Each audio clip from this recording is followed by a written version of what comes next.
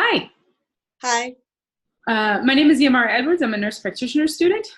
Just wanted to remind you that everything that you say is completely confidential. It stays in this room unless you think that you have thoughts of harming yourself or others, in which I would have to report it out. Okay? Okay. So can you start with your name and your age? My name is Laura and I'm 30. Okay. So what brings you in, Laura? I had a physical. All right. One thing, Laura, that I wanted to mention is that I noticed in your screening questionnaires that you're reporting uh, a higher alcohol intake. Do you mind if we talk a little bit more about this? Okay. All right. Can you tell me what has been triggering your drinking?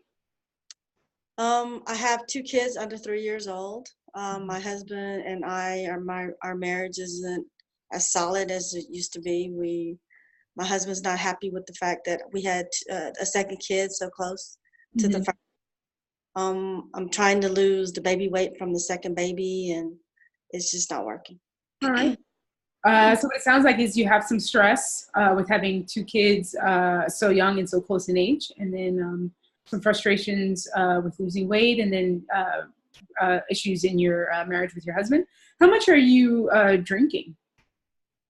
Roughly, I drink about 8 drinks a week, and probably 3 or 4 when I'm at some kind of family function.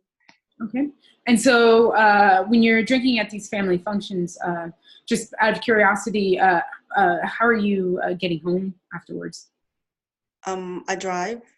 Okay. Are you driving yourself? Do you have other people in the car with you? My kids. Yes.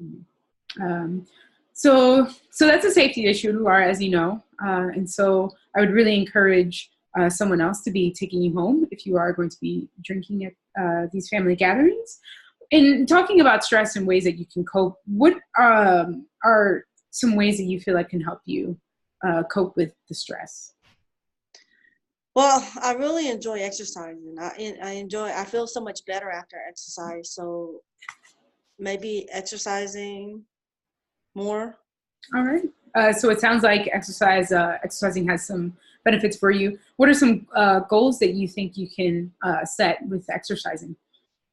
Well, right now I'm only able to work out once a week, but maybe I could move it up to 3 or 4 times a week. I like to work out in the mornings, but I find myself working out more in the afternoons after my husband gets home. Okay. Okay. So we can. It sounds like we can make some goals in helping you exercise a little bit more. And with also with drinking, what do you think? If you were to be successful, what do you think you would need to do to make that happen? Um, Anytime I feel like I want to pick up a drink, maybe read a book or meditate.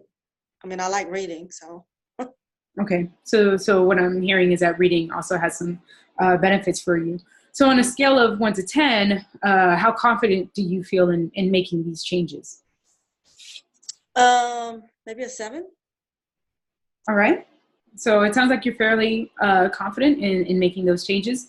And so what I'd like to do, Laura, is we can set these goals for your exercising and for ways to cope with stress.